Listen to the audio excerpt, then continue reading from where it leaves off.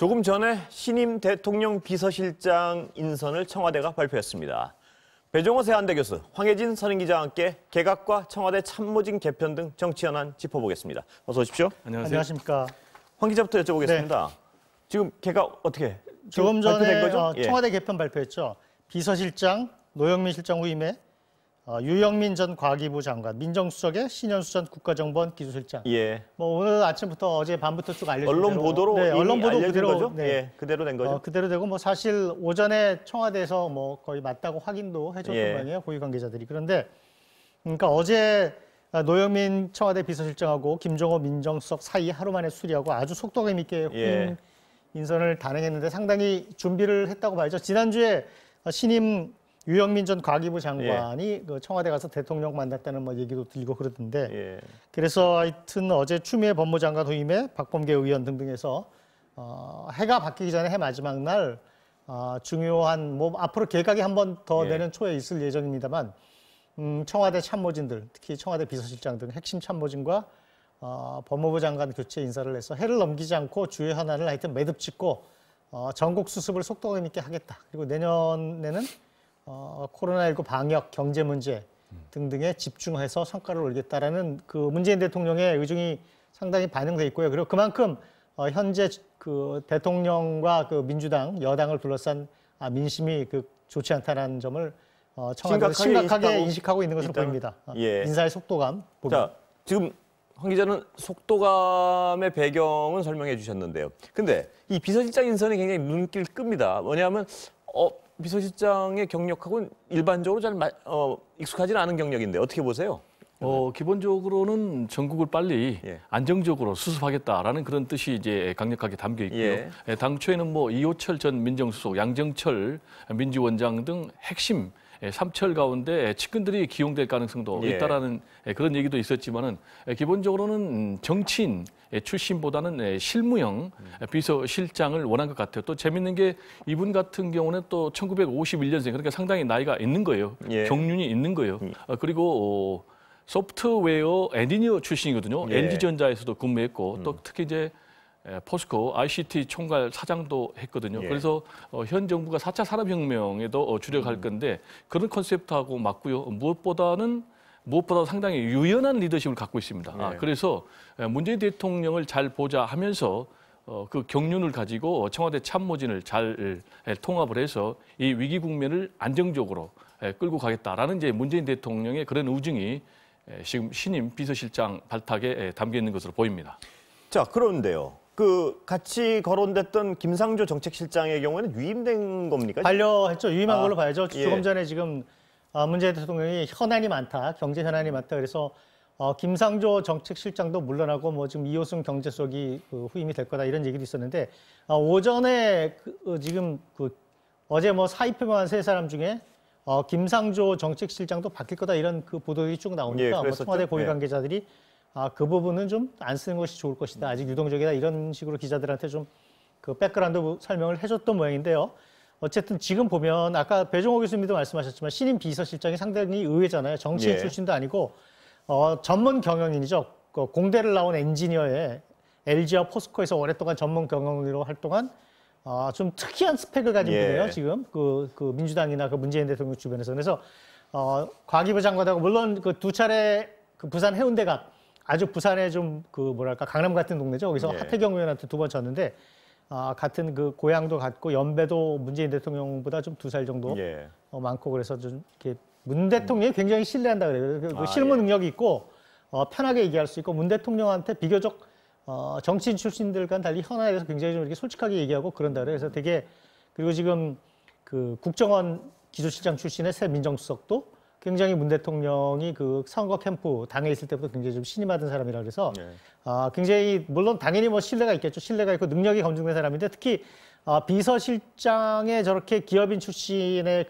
과기부 장관을 임명한 것은 남은 임기 1년 동안 경제에 올인하겠다. 경제에 총력을 기울이겠다. 그런 뜻이고 그런 의미에서 경제팀을 안정적으로 운영하기 위해서 김상조 정책실장도 뭐 여러 가지 비판이 있지만 부동산 문제나 백신 확보 등등에 대해서 불구하고 공이 더 많다고 생각해서 한 거고 저렇게 되면 홍남기 부총리도 뭐 좀 유임을 할 가능성이 있잖아요. 이런 생각이 들고요. 어쨌든 기업인 출신의 저런 그 비서실장을 임명한 것은 결국은 대통령이 경제의 마지막 그 총력전을 벌여서 성과를 내겠다라는 의중이 강하게 실려 있지 않을까 이렇게 봅니다. 예. 자, 이 인선 과정을 지켜보면요.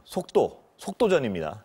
아까 황 기자도 잠깐 설명하셨지만 분명한 어떤 속도전이 주는 메시지가 있죠, 지금. 어떻습니까? 그렇습니다. 지금 굉장히 이제 전국이 좀 어수선하고 혼란하지 않습니까? 예. 윤석열 사태 때문에도 그렇고, 예. 코로나19 확산세 때문에도 그렇고, 또 백신 수급 논란, 그리고 부동산 문제.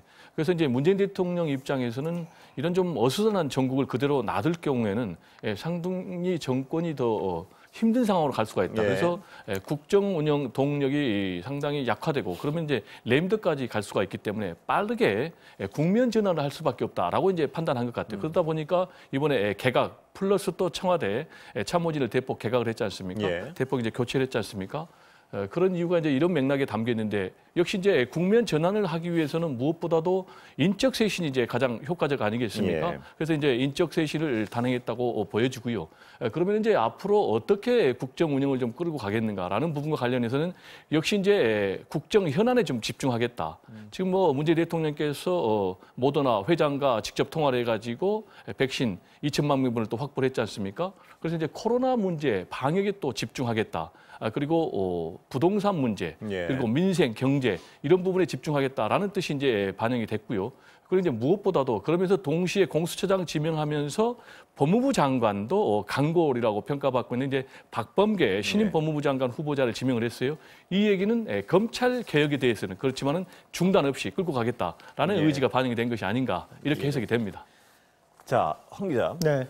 그 백 교수님도 지금 말씀하셨지만 방점이든 중점을 둔 어떤 메시지는 말씀하신 대로 민생, 그다음에 검찰 개혁 이렇게 정리되는 거죠, 지금? 그렇죠. 근데 검찰 개혁 같은 경우도 지금 어제 박범계 신임 법무부 장관 지명을 했는데 먼저 좀 들어볼까요, 발언? 예, 들어보시죠. 제가 해오던 일이기 때문에 잘 알고 있습니다. 제가 말씀드린 것처럼 국민의 목소리를 경청해서 검찰 개혁 방안들이 강구되어야 할 거라고 생각합니다. 이미 많은 검찰 개혁이 이루어졌습니다.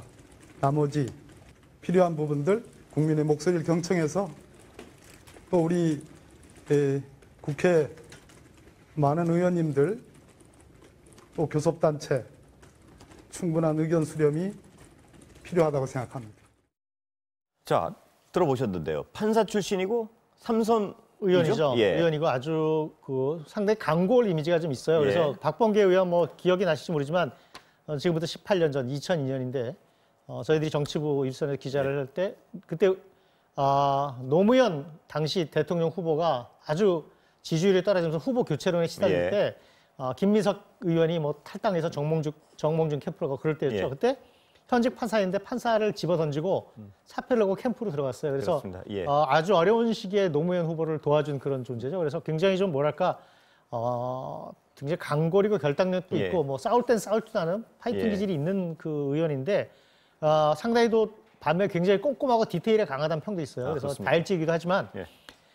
물론 지금 검찰 개혁 과정에서 윤석열 검찰총장하고 박범계 신임 법무장관하고 갈등이 또 계속 되겠죠. 그렇지만 그전하고는 달리 직접 충돌을 피하면서 제도 개혁에 방점을 두고 예. 아마 윤석열 검찰총장을 특히 당 쪽에서 검찰 개혁 시즌 2 2.0을 하겠다는 것 아닙니까? 그 수사권을 완전히 박탈하는 방향으로.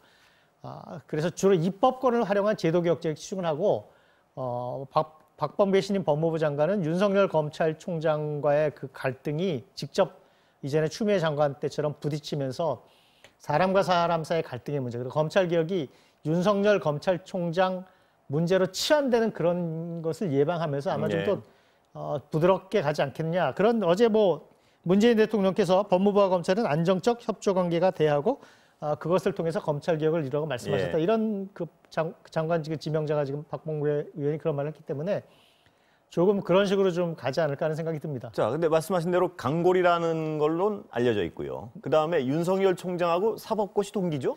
그렇죠. 윤석열 총장이 사시가 늦게 됐기 때문에 예. 사법고시 9번에서 합격한. 그리고 그 청문회 장에서도 그 이전에 형 동생 하던 사이인데 사이고, 개인적인 그 인간관계도 있고 그러니까 아마 둘이 그 추미애 장관 때하고는 달리 만나서 얘기는 할 수 있는 사이일 겁니다. 그러니까 좀 더 그게 개인과 개인의 갈등처럼 비춰지거나 뭐 추미애 장관 시절처럼 윤석열 그 검찰총장 개인의 문제로 취한다는 것처럼 보이는 것을 그게 결국 사실은 뭐 검찰 개혁이나 검찰 그 개혁이나 사법 개혁 전체 별로 도움이 안 되게 지금 그리고 상당히 집권 여당으로서도 민심이 많이 떠나고 국민이 상당히 피로해하고 이런 부작용이 있었으니까 방법을 좀 달리할 것 같아요.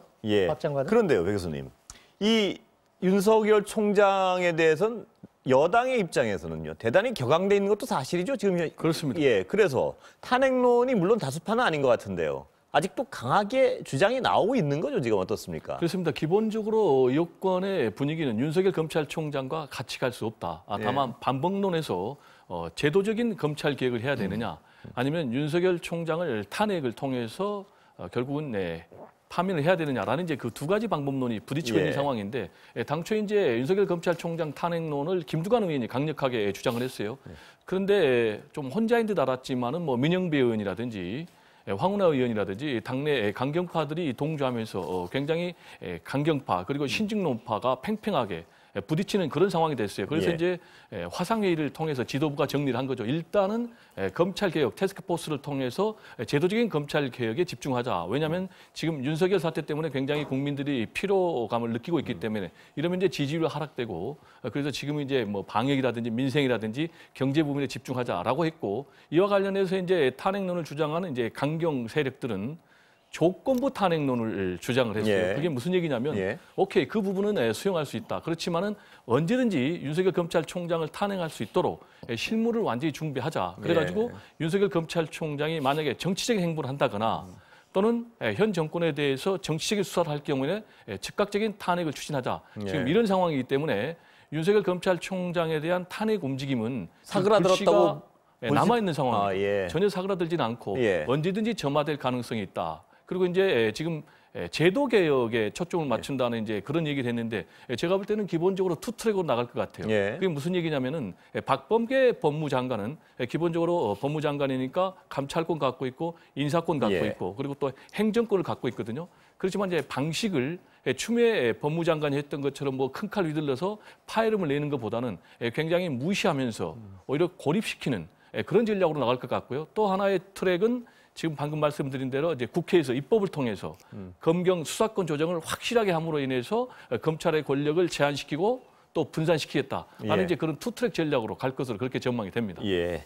자, 그 여당 얘기 마지막 하나만 더 여쭤보면. 그래서 이제 검찰 개혁 부분은 어떻게 진행될 것 같습니까? 그 황 기자 보시기에는 좀 잡음이 줄어들까요?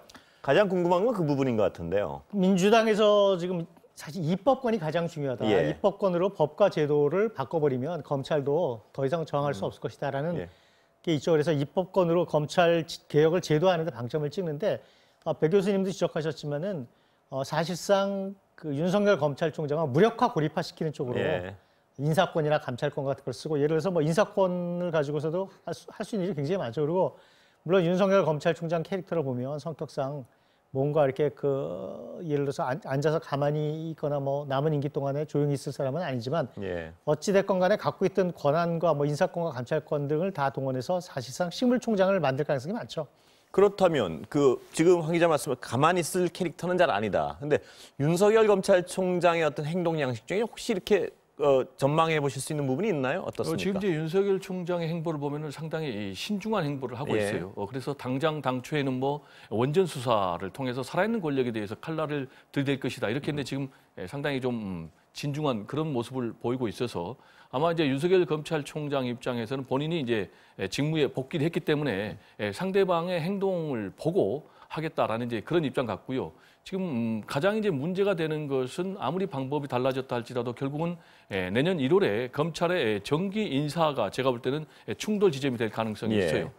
신임 이제 법무장관 입장에서는 그때 정기 인사를 통해서 윤석열 총장을 상당히 고립시키려고 하고, 거기에 대해서 또 윤석열 총장이 반발한다면 거기서부터 제가 볼 때는 충돌이 또 시작될 가능성이 있다. 그래서 박범계 법무부 장관과 윤석열 검찰총장은 결국은 소리 없는 총성이 계속될 것이다. 그런데 굉장히 이제 검찰을 제도적인 개혁을 좀 강조하고 있기 때문에 구체적으로는 검경 수사권 조정을 더 구체화해서 수사권과 기소권을 확실하게 분리시키겠다. 지금 그런 입장이거든요. 소리 없는 총성이 계속될 것이다 이렇게 전망을 하셨는데. 열전, 소리 나는 열전이 될 가능성도 여전히 배제할 수는 없는 거죠? 그 가능성은 배제할 수 없죠. 지금도 지금 물밑에서 소리 없는 총성이 계속 되지만은 말씀하신 대로 언제든지 소리 나는 총성으로 비화될 가능성이 있는 거죠. 야당 얘기 좀 해볼까요? 국민의힘 사정을 좀 살펴보면요. 국민의힘 정당 지지율이 요새 민주당보다 좀 이렇게 높게 나오는 경우가 자주 있다 보니까 당 분위기는 굉장히 활력을 옛날보다는 띠고 있는 것 같습니다. 자. 얘기 나누기 전에 정진석 국정관리위원장 발언부터 좀 들어보고 얘기 나눠보겠습니다.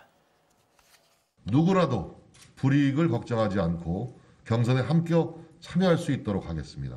공정한 경쟁을 통해서 모두가 함께하는 아름다운 경선을 준비하겠습니다.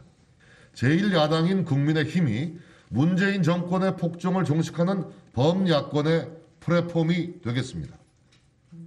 만일 이 대의에 동참하지 않는다면 정권 심판을 원하는 국민들의 분노를 그 누구도 피해갈 수 없을 것입니다.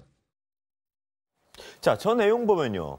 당 밖에 있는 사람들 빨리 들어와라. 불리하게 안 해줄 테니까 뭐 이런 건가요? 입당해라 잘해줄게 이런 말이죠. 우리가 잘해줄 테니까 이렇게 잘해준다는 말은 공정하게 대하겠다. 공정하게 해서 뭐 그런 얘기인데 이제 안철수 대표는 이거죠. 내가 인기도 많고 가장 세니까 내가 가장 거물 아닙니까? 그래서 여론조사하면 1등으로 나오고 오늘 뭐 어떤 여론조사는 또 박영선 장관하고 맞대결에도 이기는 걸로 나오는 조사도 있고 이러니까 나를 후보로 만들어 달라는 얘기죠. 그래야 이기니까. 그게 이른바 이제 뭐 이렇게 그 새로운 플랫폼 이런 건데 국민의힘은 제1야당이 어떻게 3석밖에 안 되는 그 당대표 인기가 높더라도 당신을 우리가 후보로 지지할 수 있느냐. 좋다. 그렇게 자신 있으면 일단 들어와라. 그 대신 경선 룰을 잘 짜서 당신이 그 전혀 불리하지 않게 해주겠다 이런 얘기예요. 그래서 지금 입당은 곤란하다. 나도 당대표다. 이게 안철수 대표 얘기가 세석이지만 근데 그러면 당대당 합당을 할까? 이런 부분에 대해서는 아직 서로 대답을 안 하고 있죠. 그런데 안철수 대표가 입당을 안 하겠다라고 말은 하지 않았어요. 대답을 기다리겠다고 얘기를 했는데 국민의힘 같은 경우는 그래서 나오는 얘기가 경선을 그러면 일반 국민 경선 100%로 하자. 그러면 안철수 대표도 금태섭 전 의원도 불리한 건 아니지 않느냐. 이런 얘기를 듣고 지금 흥정을 벌이고 있는 상황이죠. 그래서 그렇지만 또 여기에 김종인 비대위원장은 여전히 당 밖의 사람이다. 안철수는 관심 없다. 그러면서 고전해요. 안철수 대표는 구체적으로 어떻게 하고 싶은 겁니까? 그 뭐 아직까지 구체적으로 나 이렇게 하자는 얘기는 안 한 거죠, 아직. 자기가 후보가 돼야 한다는 의사는 분명한데 밀당을 좀 해보겠다는 건데 그 대신에 자기가 혹시라도 떨어지면 다른 사람을 돕겠다까지는 얘기했죠. 근데 그 안철수 대표는 지금 지지율은 가장 높지만 당세는 가장 약한 그 입장에서 일종의 벼랑 끝 전술 비슷한 거죠. 내가 안 도와주면 될 수 있어, 국민의힘. 그런 얘기죠. 그러면 배 교수님 보시기엔 어떻습니까?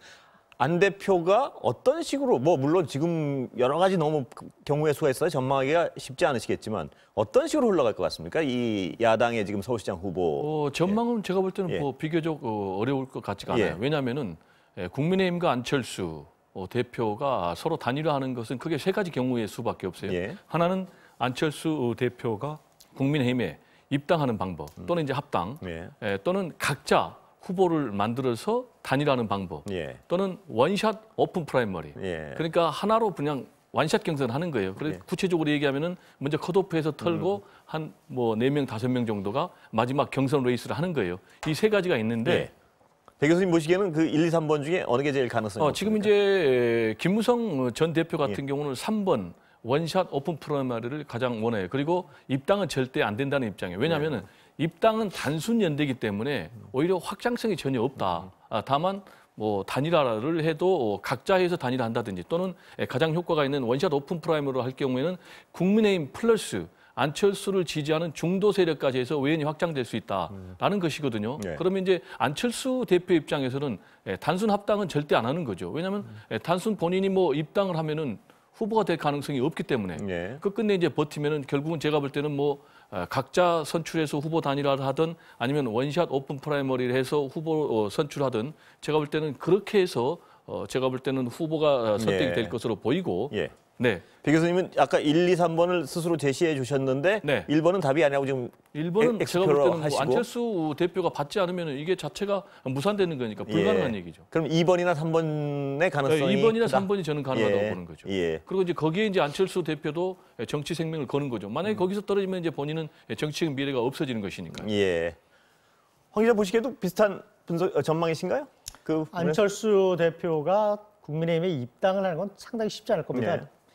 최저한의 아마 그 마지노선은 당대당 합당 같은 걸 거예요. 예. 3석짜리지만 그래도 이렇게 그 체면을 살려줘서 당대당 합당까지는 예. 어떨지 모르겠으나 그런데 마찬가지로 그 김무성 전 그 대표가 얘기한 오픈 프라이머리 경선 다 모아놓고서 네. 한꺼번에 경선하자. 금태섭 전 의원까지 네. 그렇게 주장하는 게 이제 입당을 해버리면 또다시 보수라는 큰 그릇으로 들어가서 안철수 대표가 그나마 좀 끌어올 수 있다고 하는 중도 세력. 예. 뭐 금태섭 전 의원이 상징하는 중도 세력을 데리고 가는 게 아닐 거라는 거죠. 예. 따라오겠느냐 뭐 그런 건데 선거란 게 여러 가지 이제 상대방도 있고 해서 쉽진 않지만 어찌 됐건 예.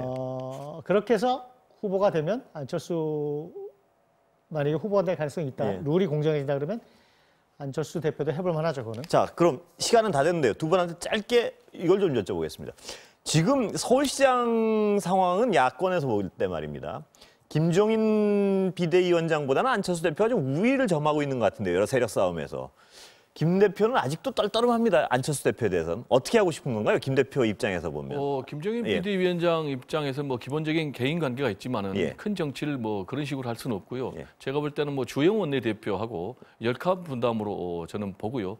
다만 이제 결국은 단일화로 갈 건데 가장 딜레마가 이게 하나가 있습니다. 예. 그게 뭐냐면 안철수 대표의 굉장히 독특한 캐릭터인데 예. 그래서 그걸 지금 국민의힘에서 굉장히 염려하고 있어요. 만약에 계속해서 단일화하다가 룰 싸움 하다가 이걸 다 던져버릴 경우에 완전히 이제 재앙으로 가고 필패가 되기 예. 때문에 그 부분을 국민의힘에서 지금 가장 염려하고 있는 대목이 아닌가 이렇게 생각이 됩니다. 예. 황 기자 마지막으로 짧게 이 상황에 대해서 한번 정리해 주시고 끝내겠습니다. 예. 안철수 대표를 서로 이용하려고 그러는 거죠. 지금. 예. 힘은 이용하고 싶은데 후보는 주고 싶지 예. 않죠. 예. 그 속마음인데 안철수 대표가 예를 들어서 말씀하신 것처럼 하다가 빠져나가 버리면 판 자체가 깨지니까 굉장히 그 조심스러운 면이 있죠. 예. 오늘 여기까지 듣겠습니다. 네. 감사합니다. 감사합니다.